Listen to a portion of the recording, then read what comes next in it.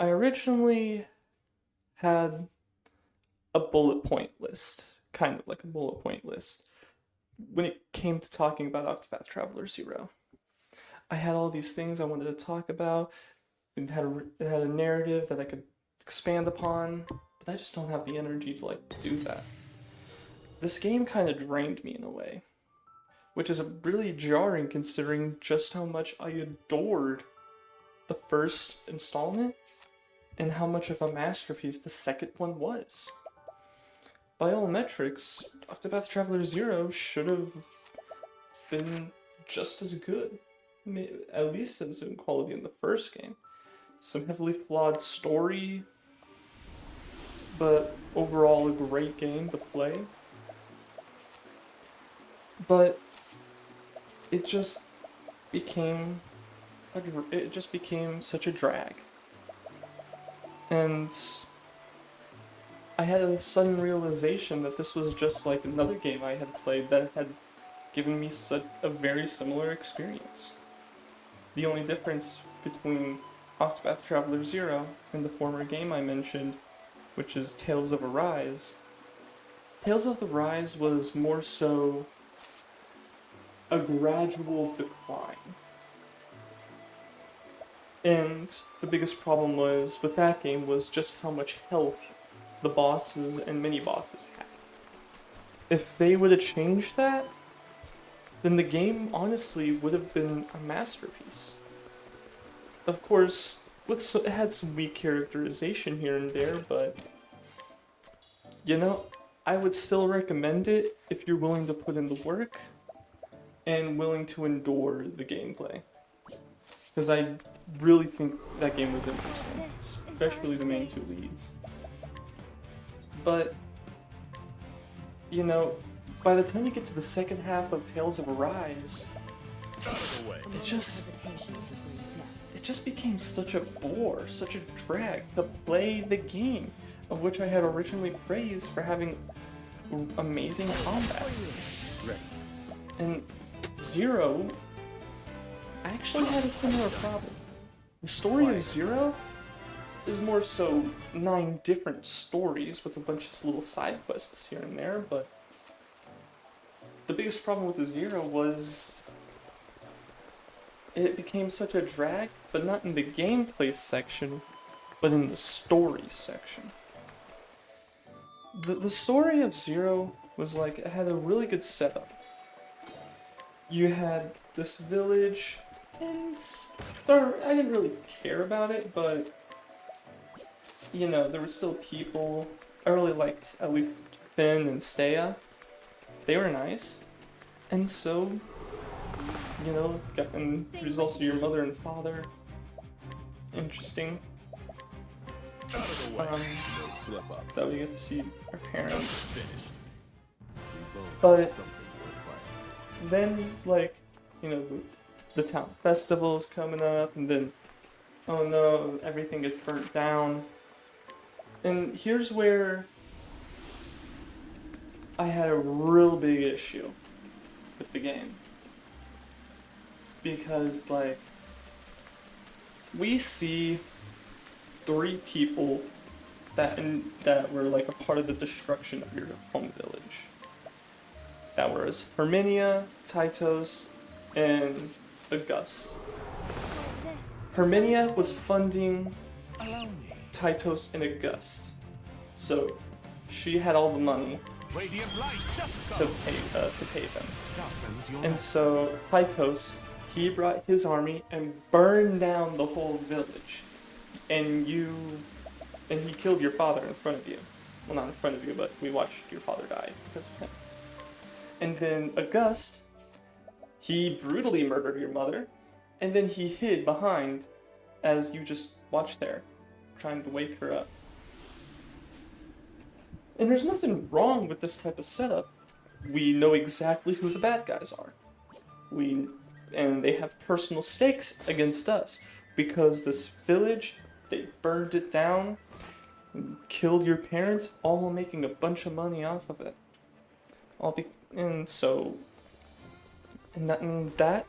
That's a great setup. And we already know what the end game is. So how are we going to get there? That, if we were to focus on that part of Octopath Traveler 0, that could have been a masterpiece. Of course, it wouldn't have like the grand spectacle of the second game, or the real deep emotions of the first game, but Octopath Traveler 0 had the setup where it didn't really need to go. But because it's a prequel, and it already had 2 installments before it that's supposed to be in the first in the timeline, I'll take it. Kind of had to lead up to that. And, well, maybe they could have had, like, these 3 who were secretly being controlled. The big, and it could have gone for, like, this big spectacle. Like, yeah, these 3 were the final bosses, but there was one secret boss who was controlling them all. And, you know, I guess it's fine, like, to do that. The problem is how they go about doing it. These 3 people who are considered masters of the respective paths of life. Herminia, who funded everybody, master of wealth.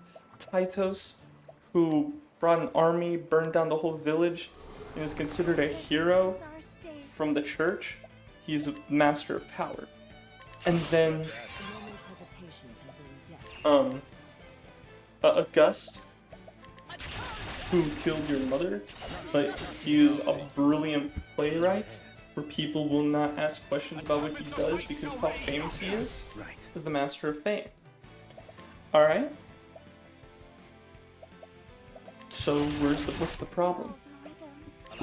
These are some of the earliest parts of the game where you see these 3 people and they have like a story, and then people who go with the story. And then there's a setup to be endgame bosses, only for them to be one of the very first bosses that you fight. I think it was especially bad for me because Tytos, you know, maybe you could argue Herminia and August aren't that strong, but Tytos is considered a hero who was very powerful, took down many foes and destroyed everything. Not everything, but like, he's powerful. Because he's the master of power. At the very least, he should have been an endgame boss. But for me, he was the very first boss I had fought.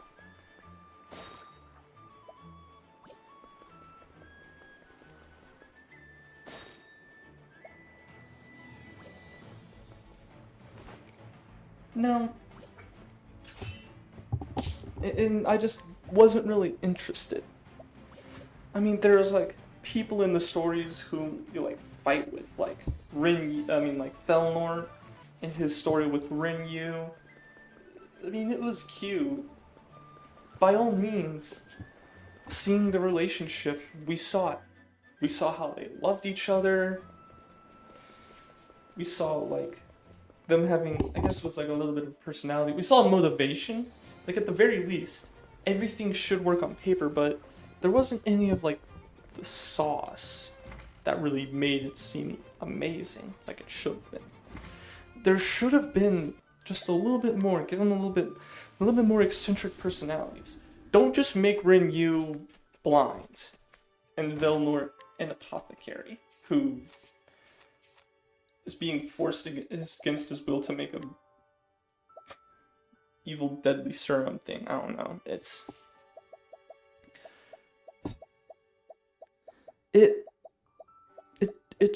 I just don't care. I just had a hard time getting invested in this. And you know, I did really, and like when it came to the Master of Wealth story, Bargello really had no personality whatsoever to speak of. Absolute zero personality. I mean, Piero Diella, like, I liked him. He had a personality. I would love to see a story around him. You know, he's like, but he's like the comedy of the group.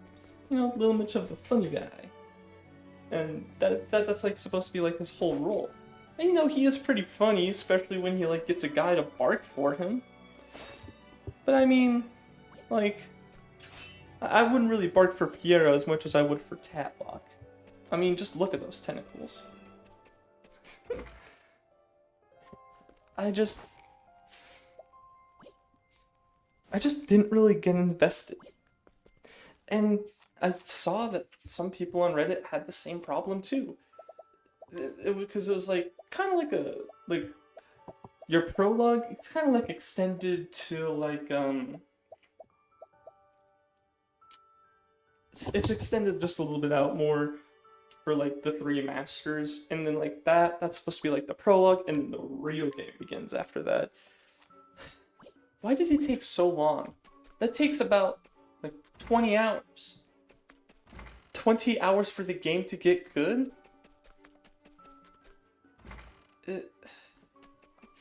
When you're watching a show, the first episode in the timeline and the first episode that you should watch,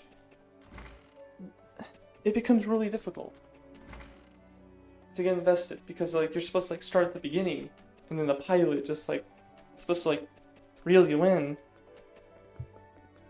but then but why did it take? But why did the pilot take so long? Okay, well, I decided to trudge forward, and this is where it's supposed to get good.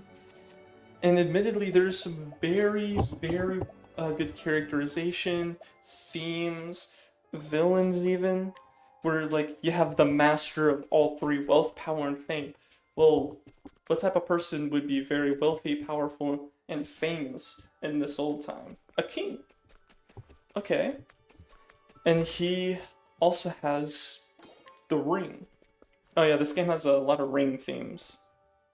Just like it's more so like a gameplay thing. You're just supposed to go collect the rings because.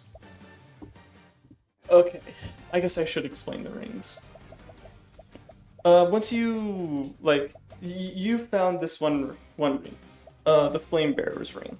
Oh, I have to get into like the whole lore. Okay, real quick. There's 13 gods. One of them's evil. 12 of them, 12 of them are good. Only 4 of them don't have rings, and you're supposed to go and collect the 8 other rings, which are supposed to represent the 8 main gods, while the 4 other are just actual people in this land. Jeez, the whole lore thing is just so. Not necessarily messy, but so much to explain. And so, like, each one of these masters have a ring. Well, you also have a ring.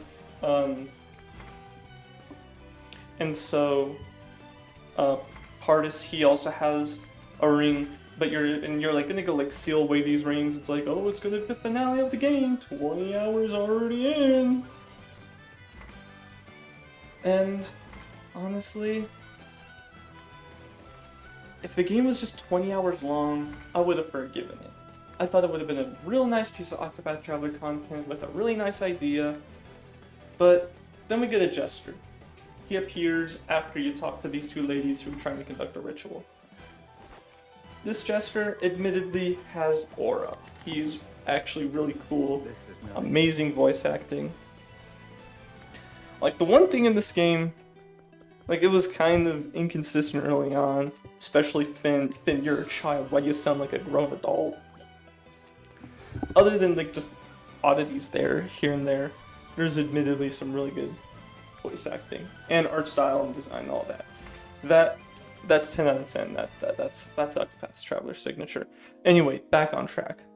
The Jester steals the rings, gives them to King Pardis, he's now the 3.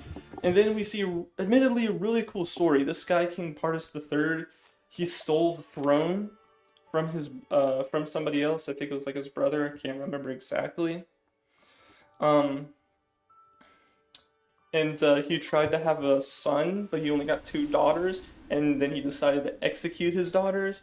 But then the mother came and like, no, you shouldn't do it. Like, oh yeah, show me your resolve. So she kills herself to make sure the daughters don't get executed. And that really traumatized them. You know, King Pardis, he wants this Edoras, the kingdom, he wants it to expand more and more, so they're always at war. And Mahrez, he married into the royal family with Elrica, but then like Elrica wants to like stop the father, and then like you team up with her, but oh no, it's a mysterious swordsman named El. Oh, look at that, you're real handsome. You want to spend a little bit of time with me? Said the prostitute. No. Oh, but you're so handsome. Dude, you don't have to be so uptight. No. And then, you even get a really cool fight that's just,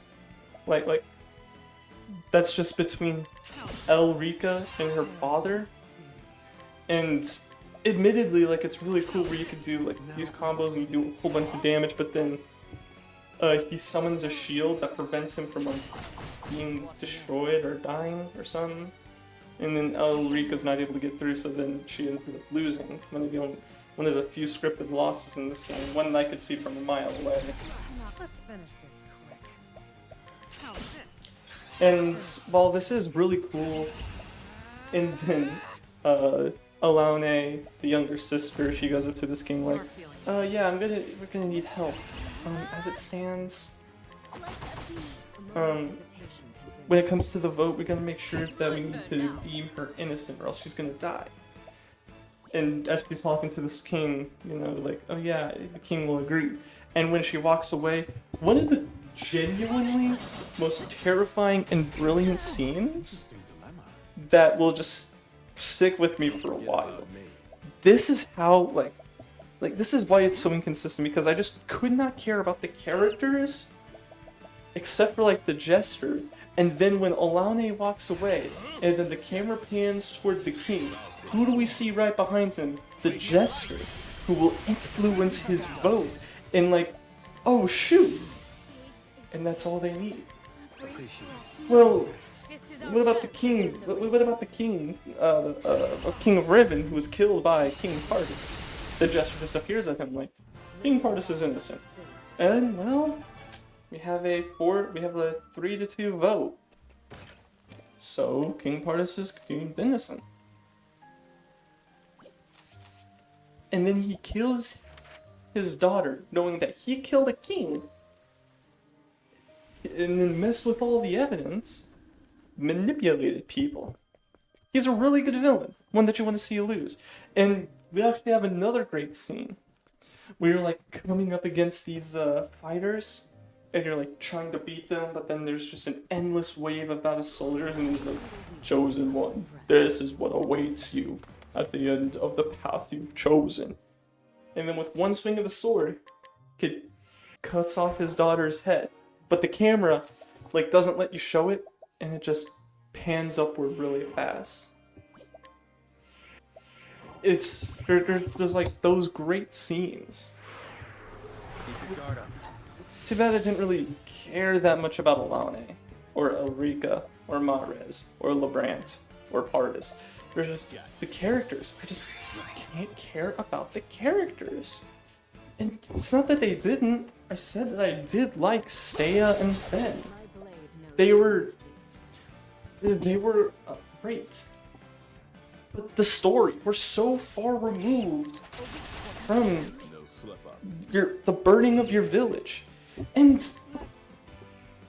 there is a whole story about your village, and that's amazing. It's an amazing story. It gives me to care about the characters, the gameplay, and even with, holy crap, the final act of Kindlers of the Flame, where like it's found out that Lorana had sold out your village to Herminia, so that way she could have the funds to procure a way of healing her grandmother.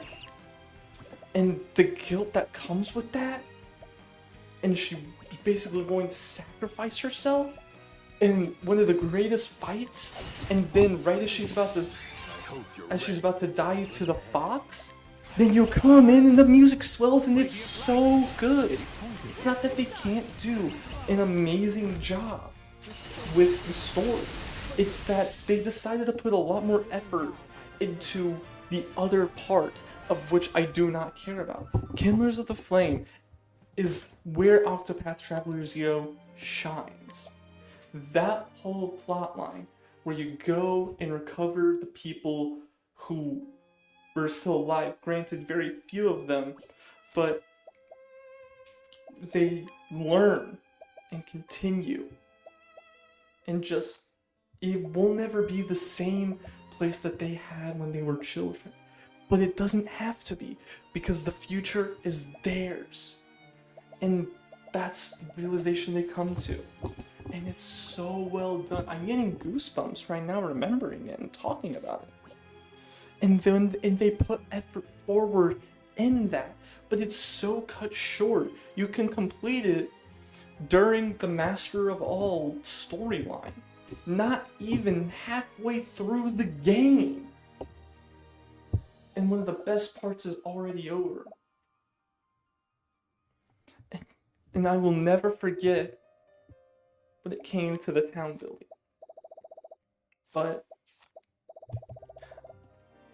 we have to trudge on forward with the ring storyline because the lore and plot demands it. Why should you really care about the rings? Why should I give up my rings? What's the point? If these rings are your ultimate technique where you can summon 8 of the gods to give you an absolutely busted move. You know? But just you have no connection to the rings. The only connection you really get when it comes to the rings is that you have a ring that you use for good. And then Herminia, Titos, and August, they all have rings that they use for their own benefit. In this case, a selfish evil. Well, you're using it for a selfless good, putting an end to their reign. And I just described it right there. I'm not sure how else to re-describe it, but one of the biggest problems of Zero is the ring storyline. I just can't get invested into it. There are great things. One of the most bone-chilling moments, especially early on, is when we find out that Schwartz was actually a Gus.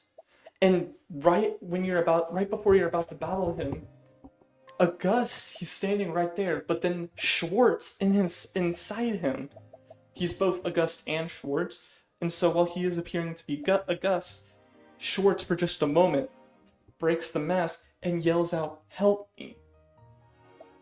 And the only way you know how to help him is by killing him. And so he's like, well, ignore the slip of the mask.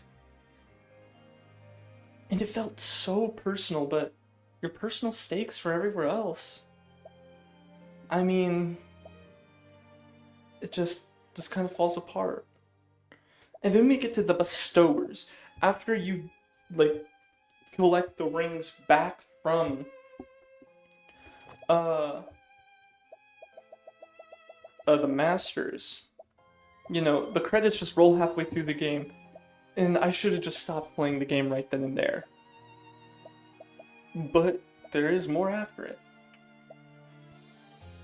We get to the bestower storyline, where the previous 3 people, they were masters of their respective.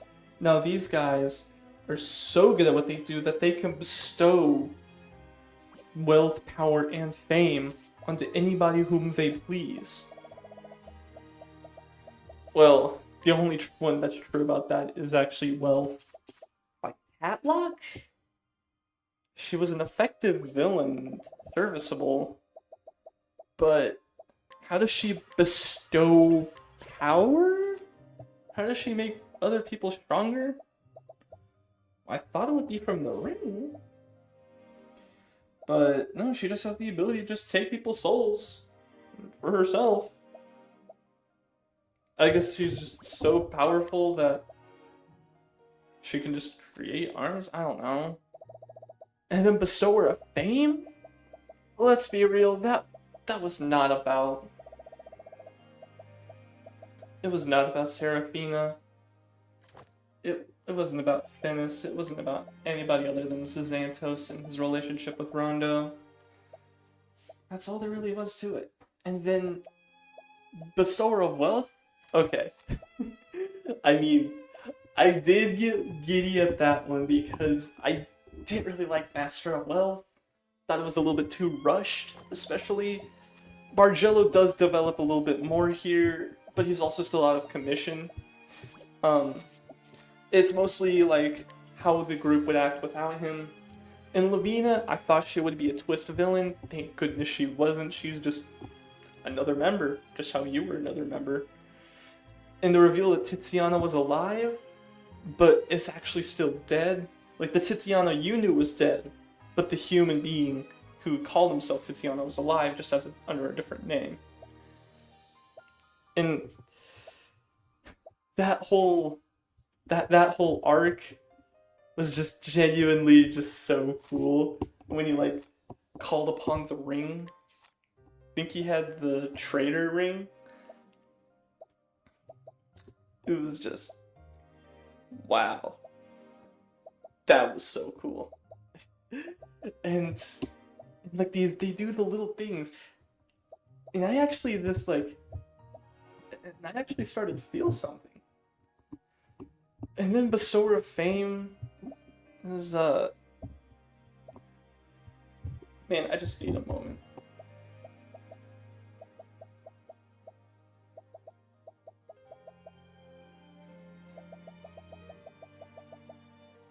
Yeah, I just don't really care.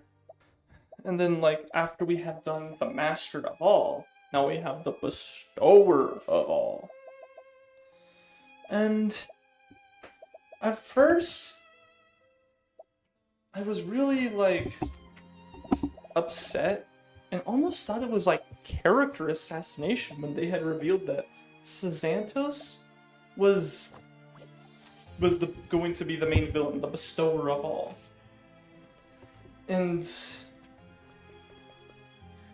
you know, it just like, what? Why would he do this?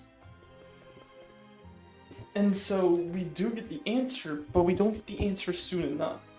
Like, when we confront him, or like when he first turns, he should have said like, I had finally gotten back my memories.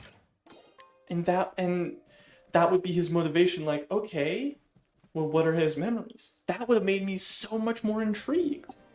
But no, they have to wait until after we fight him for the first time.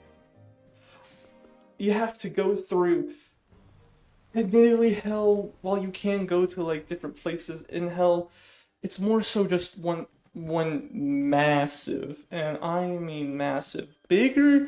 This is at least twice as big as the low taper fade meme, okay? That's how big we're talking. You know what's crazy is that low taper fade like meme is, dude, it is still massive.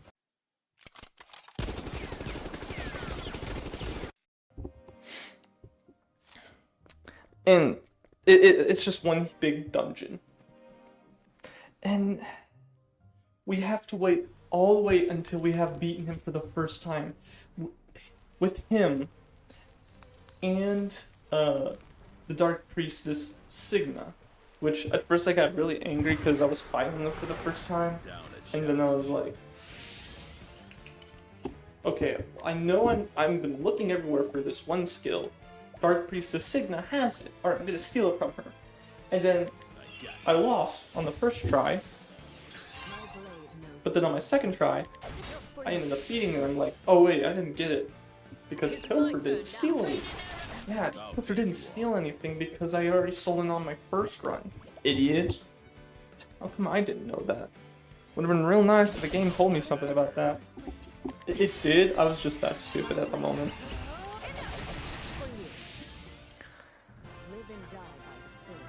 But we then, after actually we get something really interesting.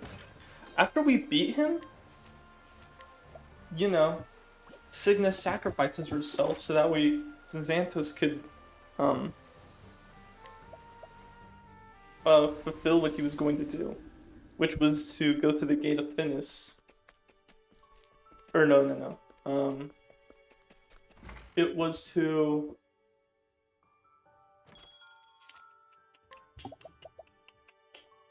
Jeez, I forgot. I did skip quite a bit when we were in hell. Like, I just straight up just did not even watch it because I was that bored. It was so long and drawn out that I just did not care. I do regret a little bit of that, but, you know, the whole point is Santos actually ends up winning. And so what does he do with all this newfound power? Well, he erases you from everybody's memories. You're still there in existence, but in a genuinely heartbreaking scene, you travel all the way back to Wishvale. You walk back and you see Steya talking with Finn and Basil. And you walk up there and Steya goes, "Oh, hello. Are you a traveler?" And that singular line, it's so innocent, and yet it feels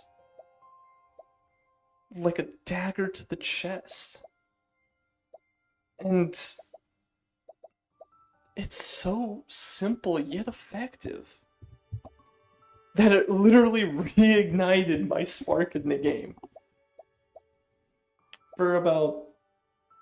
Until I got to heaven in the game, of course.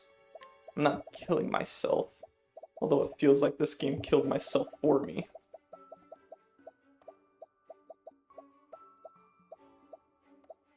So that's when it fully sets in that he erased everybody, because all your companions have departed. And I really like the dynamic that the character has with some of these guys. Like, if I take just like Raimi, she was traveling around the world in hopes of finding a fighter who could best her so that way she could get stronger than them.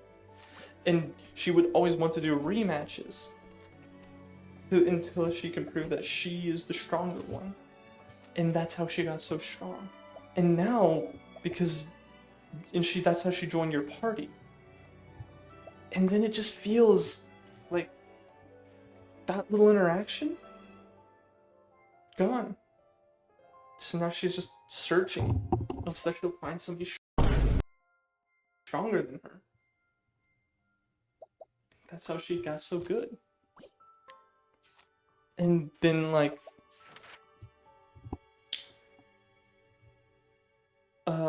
you could do that for anybody in your party. And it's just so genuinely heartbreaking when you think about it like that. Okay, well, how do they ruin it? Not really. In fact, they handle it in a very good way, just drawn out by an absurd degree. Which made me kind of just...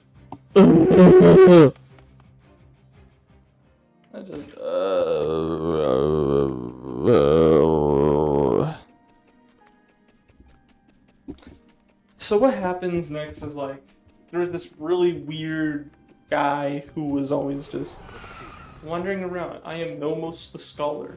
At the very beginning, he would just walk around your village. He's not bringing harm to anyone, just a general weirdo. And so, like, they would never do anything about it. And so, when your village got destroyed, he hid you in his shack, of which the Scarlet Soldiers could not find. And so you go back to this shack, the one place that protected you from the world. Let's go. When you were still young. It was weird. It was a whole weird thing. When it came to, like, time. But this one place that when your home is gone, you had to go to, because it was all burned down, and so you had to stay there and train. And now that you've basically lost your home again, because all the people you helped are now don't remember you. They're effectively strangers. And so, what's the point of your home? And so you go back to that one place again where you lost your home, only for Nomos to have written a journal. And it said, one day the world will forget you. Or it's like, I'm paraphrasing here, but like, one day the world will forget you, or like, I knew this would happen, or something like that. And when that day comes, go to the Guardian, go to the shrine of the Flame Bearer. And so you go to the Flame Bearer. And just how the darkness consumed Xanthos, there's a darkness that was lit in you. Because Xanthos had everything taken away from him. Just how everything was taken away from you. And I really like how Xanthos and the player character are reflected here. Xanthos gave in to his dark desires. And we see how that happened. His memories, how his mother was basically just an experiment. It gets really dark here. And it's handled very well. Like, this could have gone so south. And could have easily been mishandled. But there is some good there. I mean, there is genuine praise to be had here. When it came to, like, what's happening. And Xanthos, he's just an experiment. Him and his mother were not even considered people.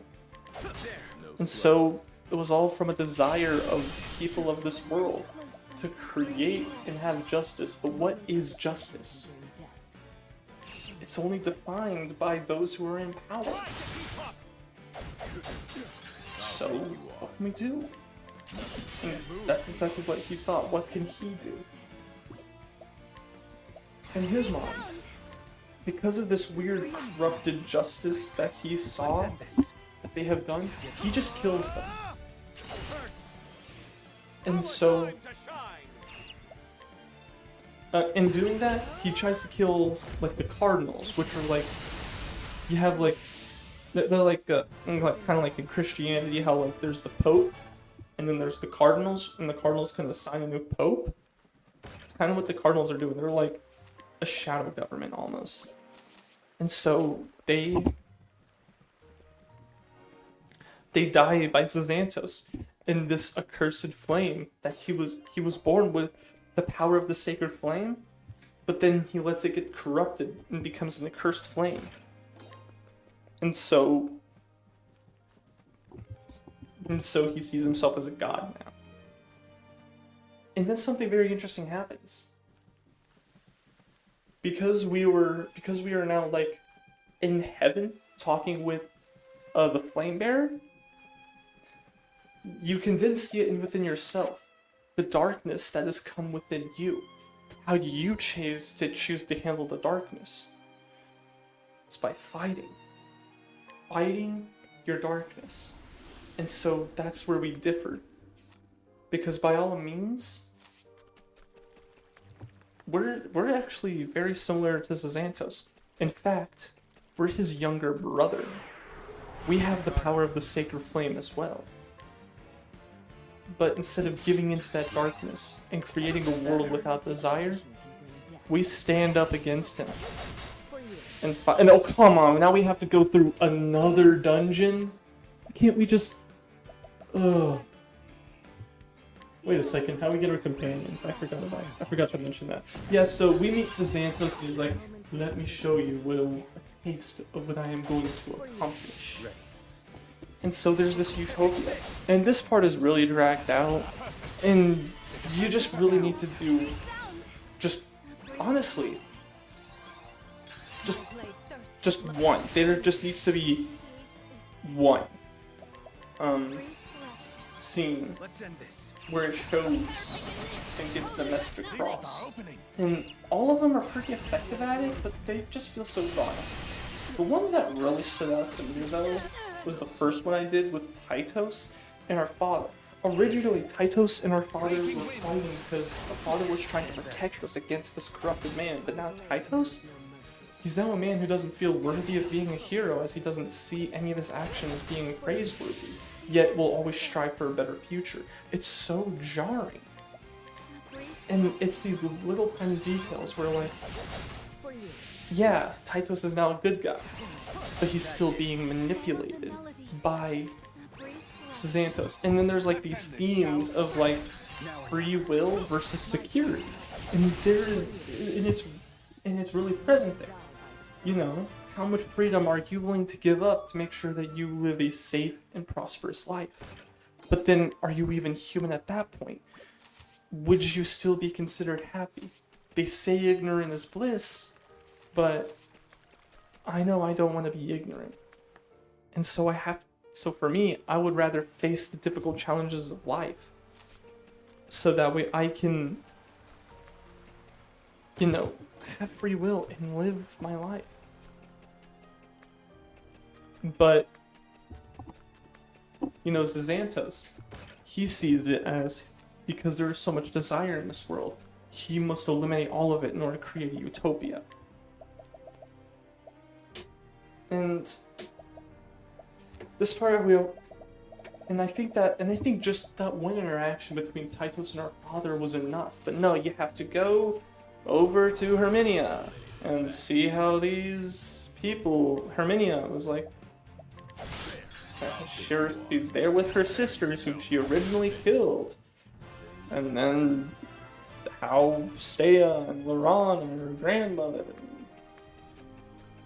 I mean, yeah, it makes sense, but it's so drawn out. And then there's still another good scene where, like, you still reject this world that I have? How dare you? Xanthos is like that, and like, shoot. Can you give me just one more moment? And then with the power of the flame, everybody is under the spell. All your allies, you have to illuminate them, the blue flame, and show them that they're in, while a blissful dream is actually a nightmare. And so you go, one by one, illuminating them, each showing them the true path and the way forward. And so now that you've gotten everybody, it's like, go back to Xanthos, like, alrighty then, that's how you want to play it. And then we have to go through heaven. At least it's not as long as hell. And in fact, I really like the party chats.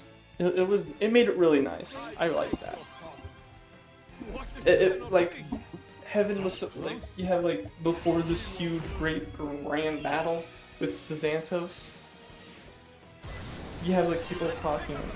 I like that. There's also some busted items. Make sure to explore heaven, guys. You get some really powerful stuff. My focus is unparalleled. And then we get to like fighting Xanthos. Bro has like 3 different phases. You fight him. Admittedly, like, he basically looks like a god with all these rings. Like, Dark Knight Xanthos probably had more aura, but I really like the details and the color and contrasting of Xanthos, of Saint Xanthos. He's like flying, and then like the way the game transitions between like you and your party standing there, and it just goes off to the side, and then we see Xanthos just, like, as he's breaking the pedestal, he's just floating there, like he thinks he's a god. Bro, think fake hardy. And while this is also cool, and then you defeat him, then you got Mother Ursa, and then you defeat him, and then you got the Bestower of All, then you defeat him, and I just don't have it in me, not even to celebrate, like, the prince who was born to Queen Alana and King Richard. I didn't even mention King Richard once. despite the fact that he is a playable character. He is a party member. So is Queen Alana. I'll bet that I'll take you on. But none of them really left an impact Listen closely. because they're not Raimi. Raimi just makes the game such a joke. Oh, Raimi! What makes she's? You can get her early on if you know how to play the game, like I did, and I only ended up losing there at like level 45 because I just didn't have olives of life. I didn't have any of those. But if I did, I hope you're ready. I would have beaten her. And at level 40, I would have Raimi. Follow the melody. And with my knowledge and skill level at this game, Take you on. would have fully cooked every single boss. Well, what makes her so busted? 600,000 damage. The final boss has 500,000. The secret dragon boss, which I didn't fight, just spam using Raimi. She's just the goat. I just couldn't care about Octopath Traveler Zero's story, other than Kinders of the Flame. Not today. Listen closely. And because they just have to go all big and grand because, well, the second game went there. But I just couldn't care. Maybe in like the intro, where we got a little bit more about the rings and how like we were chosen, there was set. Everything works on paper, but sometimes it just feels so long and drawn out. Like in the first game and the second game, they just tell the bare minimum to get the story across, and they let you fill in the gaps until you're given the answer, and it works there because it's not so drawn out. Most of the playtime comes from playing the game, not the story. And Octopath Traveler Zero is definitely not an interactive movie. It is definitely a game where you have gameplay and have to strategize. But it's still a story game. And story games have a story. I got I just could not care about it. you. No slip ups. A moment's hesitation. You know how I feel about this game? Closely. There should have been. Brief resting. It should. How do I want to put this?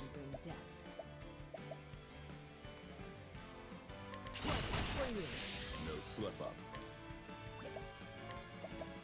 I got you. Ready.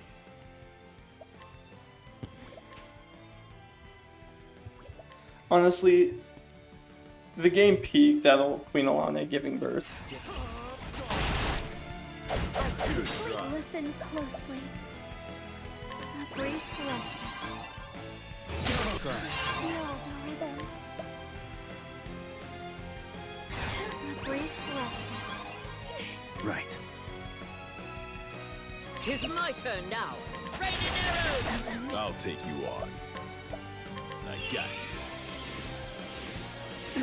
My blade knows no mercy. For you. I will not come in if thou darest. Taking the lead.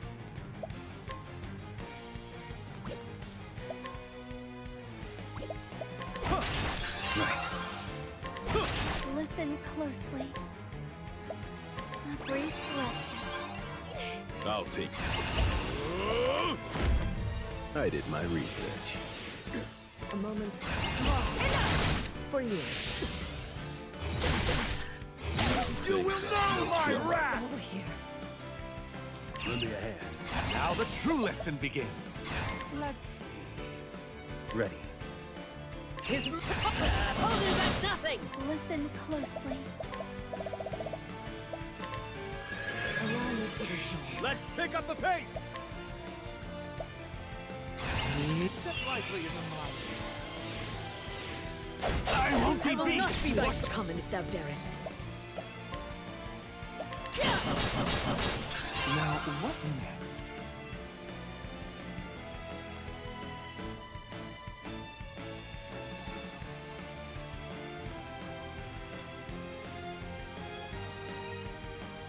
That was close.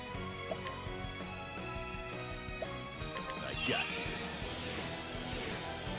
Feel the rhythm. Allow me. The scales ever favor the righteous. Thank you. Let's pick up the pace! Defend the rear.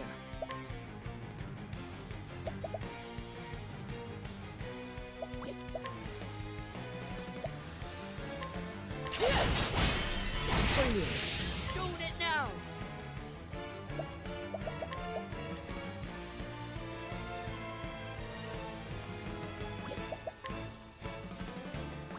I got this. Earth and sky! I hope you're ready.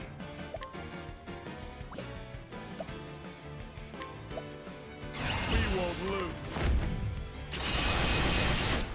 Let's end this. Now's our chance. A brief lesson. A chance to shine! Must focus. The sword. Live and die by the sword.